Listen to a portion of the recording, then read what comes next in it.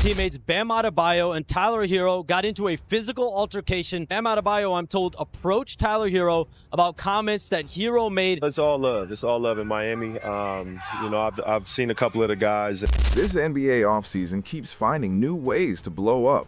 If you haven't heard yet, Bam Adebayo actually punched Tyler Hero in the face. Not a shove, not one of those chest-to-chest shouting matches where teammates hold each other back and nothing really happens. A real punch. Shams broke the news this afternoon, and the word he used was struck. Bam Adebayo struck Tyler Hero at a hotel in Las Vegas this morning. And here's what makes it so wild. These are two guys who spent 7 years side by side in Miami, went to 2 NBA finals together, played college ball at the same school, Kentucky, and were drafted just a couple of picks apart. For most of the last decade, when you pictured the Miami Heat, you pictured Bam Adebayo and Tyler Hero, and now one of them walked up and hit the other one in the face. But listen, the punch isn't even the wildest part of this story. The wildest part is what Hero had been saying about Bam over the past 2 weeks. Once you see those comments, you won't be shocked that this happened. You'll only be shocked it took this long. Hero didn't just throw around trash talk. He went after Bam's contract, his defense, his entire game. And he did it just 3 days after being traded away for Giannis Antetokounmpo. 2 weeks ago, Miami finally landed the superstar they'd been chasing for years. They got Giannis. Pat Riley got his man. And the headline name going back to Milwaukee to make it happen was Tyler Hero, along with Kel'el Ware, Jaime Jaquez Jr., Kasparas Giannis, and a stack of draft picks. In return, Giannis and Bobby Portis landed in Miami. That's the trade.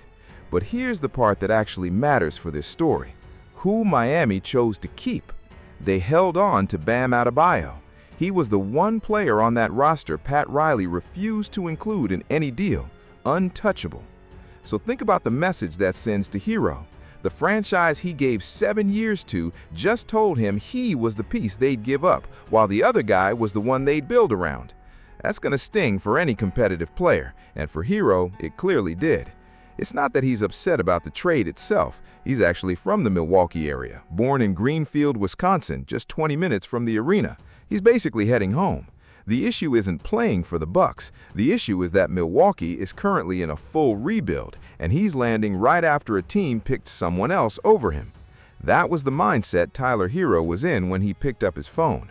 A couple of days went by after the trade, and Hero stayed quiet. Then he wasn't quiet anymore. He posted on his second Instagram account, the low-key one fans use to track him, under the handle Wonder Did It, and shared a graphic ranking the 10 worst mid-range shooters in the league. Guess who's number 1? Giannis, the guy he'd just been traded for, was shooting 26.8%.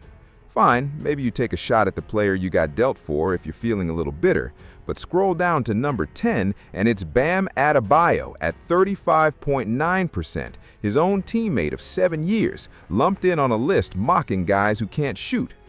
A petty burner account post is one thing. I don't think that alone gets you punched by a former teammate, but what came after might explain it. A Heat fan slid into Hero's DMs on that same account. They went back and forth, and the fan screenshotted the entire exchange and posted it publicly. In those messages, Hero goes after Bam directly. The line that got everyone talking, according to the leaked screenshots, has Hero saying something like, "This is a guy making $60 million, but everyone's worried about what I bring to the table? Should an elite defender really be earning that much?" He kept circling back to the money. Then he added that if he's healthy, he's the one opponents actually need to game plan around, not the other guy. Who did Cleveland build their playoff defense around stopping? Him. Here's the part that says the most, though. When the fan leaked the messages, Hero didn't deny it. He didn't say it was fake or that it wasn't him. Instead, he got angry that the conversation had been leaked, went off on the fan for exposing a private DM and called him out for it. Read between the lines. He wasn't mad because it was false. He was mad because it was true. That's about as close to a confession as you're going to get without actually confessing. And this didn't stay quiet. It spread fast. Even Shannon Sharp ended up weighing in on it. I mean, Bam ain't trade you. You need to get mad at Riles. And plus, Riles upset that you every year at some point in time, you gonna get hurt. You know how Riley feel about that. Joe, you played for him. He hate that. So Hero's biggest talking point is the money. $60 million for a defender. But let's actually check that number, because it's not that simple. Bam Adebayo is toying on a 3-year extension he signed back in 2024, and this coming season, he's set to earn somewhere around $50 million, not $60. That $60 million figure is the peak of the deal, and it doesn't hit until the final year, 2028-29. So Harrell reached for the scariest number in the whole contract and rounded up to make his point land harder. Classic move when you're angry. You grab the biggest figure available. But flip it around, because here's the counter that makes Harrell's argument look shaky.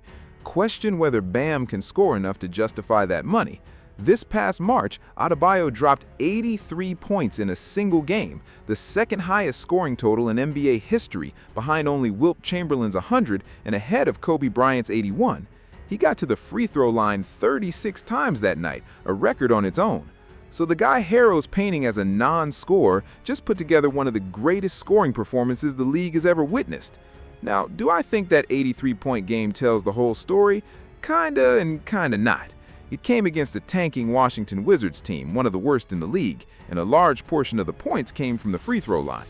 If you're on Harrell's side of this, you'd say that's exactly the point. Bam pads his numbers against bad teams and fades when the stakes are real.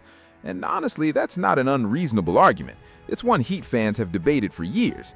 Bam is a 3-time All-Star and one of the league's best defenders. He averaged 20 and 10 for the first time in his career last season, but he's never been the guy Miami runs its offense through when the game's on the line. He's a 1B, getting paid closer to 1A money, so Harrell poking at that is a legitimate jab. The problem isn't that his criticism was baseless, it's that of all people, he's the one throwing it. Because let's look at Tyler Herro's own playoff track record. In the regular season, he's excellent. He made his first All-Star team last year, averaged a career-high 23.9 points a game, and was shooting the ball as well as anyone. No argument there. But then the playoffs came. Miami faced Cleveland, and Harrell averaged 17.8 points on 41% shooting as the Heat got swept in 4 games. So when Harrell asks who Cleveland game planned to stop and answers me, well, Cleveland stopped him and then swept his team. That's not the statement he thinks it is. That's the other half of this argument. And really, this entire Bam and Harrell situation explains why the partnership never fully clicked. When Jimmy Butler was still there, the hierarchy was obvious. Butler was the alpha, Bam was the anchor, and Harrell was the microwave scorer off the bench who won 6th Man of the Year. Everyone knew their role, and it worked. They reached the finals in 2020, reached them again in 2023, made 6 playoff appearances and 3 conference finals in 7 years. That core won consistently. Then Butler forced his way out to Golden State, and suddenly Harrell was being asked to be the #1 option on a roster that wasn't built for him to carry that load. He still put up big numbers and made the All-Star team, but the team collapsed around him.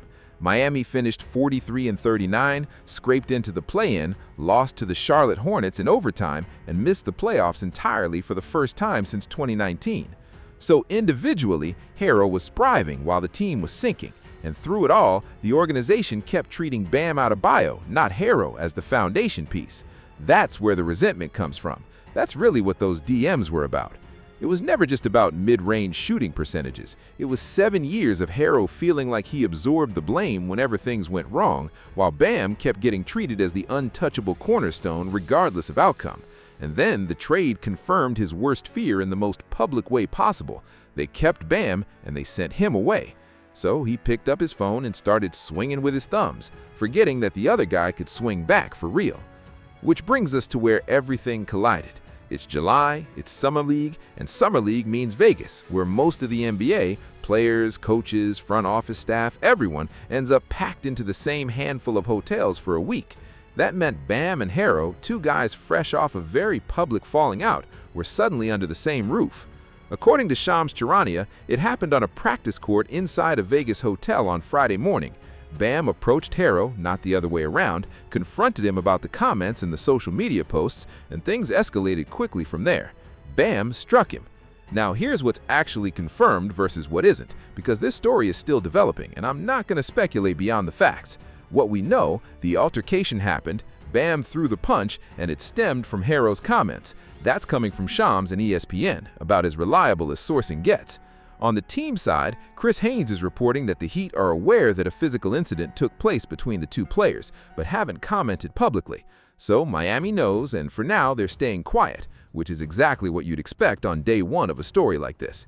Here's what stands out to me. For things to escalate to the point where Bam Adebayo, one of the most even-keeled, drama-free professionals in the league, someone who's never been a problem in his career, actually threw a punch, whatever was said face-to-face, layered on top of everything already posted online, clearly struck a nerve deeper than a shooting percentage graphic.